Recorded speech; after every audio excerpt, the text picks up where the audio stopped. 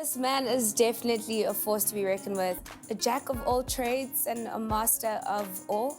No, I don't think so. Thank you for that wonderful intro. I look after myself. I think I'm in a good space. So how's the journey been? Because now you've just started a new online radio station, Massive Metro. I mean, I've worked for 8 stations. I've been fired twice. 8. I've worked on graveyard slots. That's where I started out. I worked at YFM for 2 years without getting paid. I worked at a community station without getting paid. Campus radio without getting paid. That was me paying my dues and putting in my 10,000 hours. And I think all these years of having worked for the community station, campus radio, graveyard slots, YFM, producing for people, technical producing, I was learning. And now I think I'm ready to run my own thing, which is innovation, you know, that we're doing at Massive Metro. So what makes Massive Metro different to all your competitors? Because there are so many online radio stations. Yeah, I think we're authentically for the people. Nice. It's very rare for you to find a radio station that plays all the genres. And we've got an innovation where we've got Wi-Fi and 40 taxi ranks around Gauteng. So when people are queuing, waiting for a taxi, they can access Massive Metro, or they can be on social media or whatever with the internet that we provided, the taxi ranks. Is this you guys putting Wi-Fi in these taxis? In the taxi ranks, yeah. So you can stand in a queue and still get Wi-Fi. It's very costly. So I had to get investors, you know?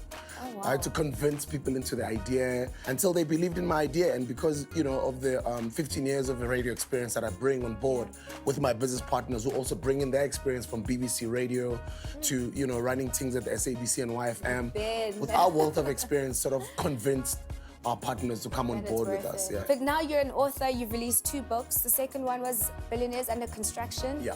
A mindset of an entrepreneur. Yeah. Why that title? I think Are you a billionaire? Sorry, I just want to ask. Yeah, I am. I'm a billionaire. When I say I'm a billionaire, I don't mean in monetary value that I've got $1 billion in my account. I just believe that I am, and I'm worth it, and I think I will become in the future. But my thinking is like that. I think that way. Like I think in abundance. Yeah. So I'm trying to inspire other people to think the same. Actually, you can be bigger than what you think you can be. But also, while I'm through that journey, I need to keep writing the stories and sharing it with the younger people that follow me, either on social media or through the books. And it's about time that we tell the African story. Coffee is doing it well. Trevor Noah is doing it well. And I think people like myself are inspired as well to do the same and go global. I'm sure there's so much to learn in that book, but what's that one thing that you want every reader to take from the book? Consistency is key. Consistency is the only currency that counts. So a lot of people put in effort in chasing things. At a certain point when they feel it's not working out, 18 months later or 2 or 3 years in, they give up, they start something else. They do the same, 2 years later, they give up, they start something else.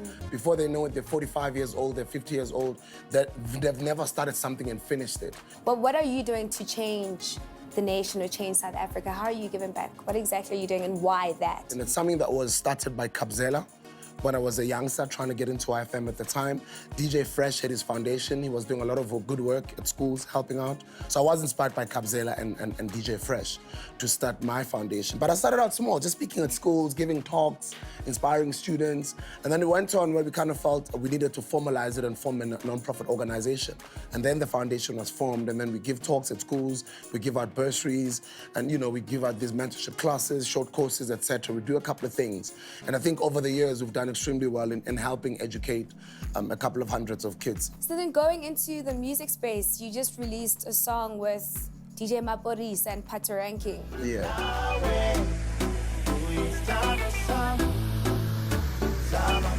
How did you decide this is the sound I want to come out with and this is the artist that I want to work with? I'll be doing a lot of work in the US in the coming year, etc. And I kind of feel I need to give the world what is authentically South African. I'm a big fan of hip hop, but it's not South African.